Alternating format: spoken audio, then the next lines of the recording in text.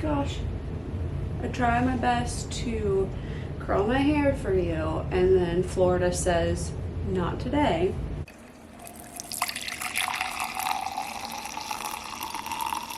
Hi. So I believe that I was put on this YouTube earth to introduce you to non-popular books. There are books out there that everyone knows the plot, everyone knows the author. They're great. They get their popularity and the notoriety that they need and that they deserve, but there are thousands of books out there that are written and well, they are so good that they just don't get the notoriety that I personally feel like they deserve. And so why would I not use this really cool platform to maybe introduce you to a book that you've never heard of, that you would have never heard of had it not been for this video or someone giving some notoriety. You've probably never heard of these, but you need to. So these are just underhyped books that deserve a little more hype. There's like 7 here. There's not too many. The first one that I have is A Good Family by Matt Goldman. This is a fairly new one. This came out in May of 23, and we are following this family. This wife is not necessarily the most content person in her life, even though she has it all, because in a synopsis, like, what woman doesn't have it all? But her husband's acting weird, leaving the house, staying out for God knows how long, and she's a part of the country club. She has a great job, she has a great kid, whatever, but her husband's just acting fishy, right? So her friend from college called and was like, hey, I need a place to stay. And her husband's like, come stay with me in our house. And she's like, okay, yeah, sure. And he comes to stay, and then like, things are weird. Like, everyone's acting weird, and there are weird secrets, and everyone's like trying to hide things. So the whole time you're like, are they, the husband and the friend, like, did they know each other? Are they in on something? The twist in it is really great. It kept me interested for the entirety of it. So I suggest you pick it up. I'm gonna go ahead and talk about one that I've talked about before, because I just so desperately love this book, and it's Darling Rose Gold by Stephanie Roble. Are you annoyed yet that I keep talking about this book? Good. Basically, we are following this woman who is now an adult, but as a child, she was ill, and her mother was sent to jail for poisoning her to get the attention. And now the mom has gotten out of jail and is now staying with the little girl, who is now a grown woman. And now the grown woman, who, by the way, when her mom went to jail, was mysteriously not ill anymore, but now she's getting sick all over again.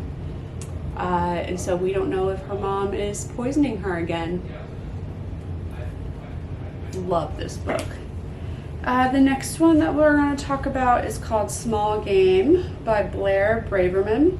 Not gonna lie, this one wasn't my favorite, but it's really hard to do a game show, survival game show gone wrong well, in my opinion. I think any type of synopsis that has that in it can go so many different ways, and one person's going to like it no matter which way you go. It's going to be hard to please the masses. But that's what happened with this one. We have a team of 5 or 6. They go out to the wilderness. They accept their spot on the game show, go out to the wilderness, and things go wrong. It turns into a survivor story, open-ended at the end. If you like survivor stories, this is a really good one for you. This one wasn't my favorite, but I know a few booktubers on here that actually loved it. So to each their own. But if you're looking for that type of survivor story or that type of wilderness game show gone wrong, that's not YA, this is a good one for you. This next one is called Little Red House by Liv Anderson. I believe this came out December of 2022, so it hasn't been out for too long, but it's been out long enough that Liv Anderson's actually coming out with another book here soon. But it's the serial killer who basically took a hiatus, took a break, and now the serial killer is showing its marks around town again. It is a dual POV, a dual timeline. This house does come into play where the daughter inherits the house from her mom, and she goes and lives in it, and it's derelict, and so she has to fix it up, and some of the serial killers like tales are coming back into play. So is it safe for her to be there, but also why does her mom own this house? What does she find under the house? How is all this connected? It's it was really good for one of those I need to get away from the psychological domestic thriller, and I just need to read like a good mystery thriller. That's where this one would come in. Ooh, this one? Either you love it or you hate it. And that's Everyone in My Family Has Killed Someone by Benjamin Stevenson. I loved this book. This book was so meta. And let me tell you, the amount of people who have shamed me on Instagram because they hate this book, by all means, sis, go off, have your own opinion, but I have mine too, and I think this is a really fun book. It genuinely is what it says, like everyone in his family has killed someone, whether it be intentional or not, and he goes over every single person who has killed someone. The family's getting together for a reunion up at this ski resort. And of course they get snowed in, because why wouldn't they? And then of course someone dies, because why wouldn't they? And now you're trying to figure out who killed them. Sure, like total basic story, but the way that it's told is so much fun. Like it is so self-aware. It calls everything out. He's writing to you. Even at the very beginning, he says bookmark this page, and there are 10 rules on how a killer should be on page, and he follows this rule as he goes. It's so fun. It's from Ronald Knox's 10 Commandments of Detective Fiction. So either you love it or you hate it. It tells the same story that a lot of others tell, but the way that it's told, I've never read anything like it before. Be forewarned, it is dense. So be sure that you're in a space to give your entire brain over to it. I read it with my eyes. I don't know about the audio, but it really was a lot of fun. And the twist, I promise you won't see it coming. This one's called The Appeal by Janice Hallett.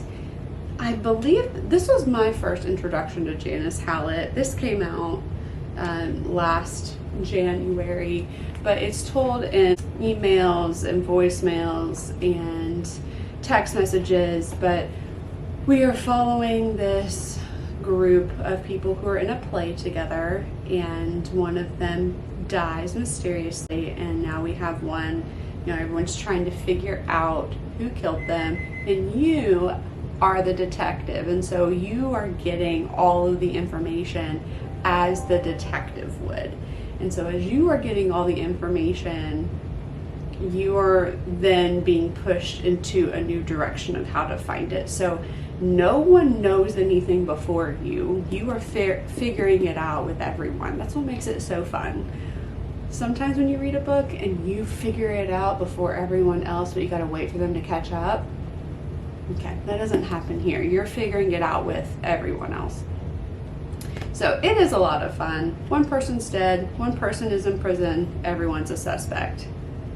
This was my favorite one that Janice did.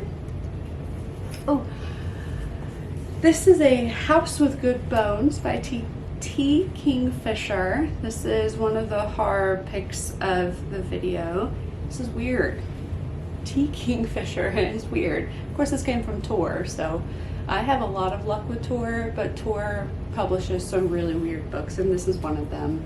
And we have a mom who lives in a house and a girl who goes to see her mom and live with her again.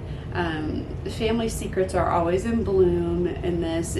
I can't tell you anything else besides it being a really weird story, kind of creepy, really odd. I don't think you've read anything like it before. I don't know how much I can go into it without giving something away. The house may be haunted by her grandmother. She finds weird things in the garden. And people along the street hate the house that she lives in. I would too. 2 more. In no particular order. I don't see this being talked about as much as I think it should. This is Secluded Cabin, Sleep 6 by Lisa Unker. This story was like oddly deep for it being a thriller. I could be on my own in that opinion, but not only do we have that secluded, locked room mystery of this family getting together for a vacation. They go out to this beautiful lake house. A storm makes a tree fall down. They're locked out there during a hurricane. The typical stuff. But you have a dual timeline, and there's a really big part of the story that's not in the synopsis, and so I don't feel like I can tell you about it in this video without giving something away, but it does come up like in the very beginning. But I don't want to tell you because it's not in the synopsis. I want to respect that. The first half, the first POV, we have the family trying to figure out, someone gave the entire family something weird for Christmas, and there's an estranged brother, and, just normal family trauma dynamics. And then the other POVs, like from the past, it seems really random until it's not. And I don't think you're going to be able to put it together. Some people do. I don't know. I didn't. But this was one of my favorites that I read last year, and I think it deserves a little more hype. And then the last one that I have for this video is also really kind of weird, and it's The Echo Wife by Sarah Gailey. And we have this woman who created her own twin clone, and that twin clone stole the original woman's husband from her, but now the husband's dead and they both have to figure it out together. And oh my god, it just gets weirder from there. I made one of my friends read this with me. I loved it, and she's like, bro, what was this? I get it. It's so weird. One of those that if you just need a break from your typical mystery thriller and you just need to read something that is more imaginative, this is a really good one to go for. That's all I have. Let me know if any of these underhyped or weirder thrillers call out to you if you've read them before. I want to know because I want to find some others who have my taste, so that way we can become really good friends. If you haven't read them before but you want to, let me know that too. I'd love to chat with you in the comments about these books. I want to know your recommendations for some underhyped thrillers as well. So I look forward to chatting with you. If you made it this far, thank you. Bye.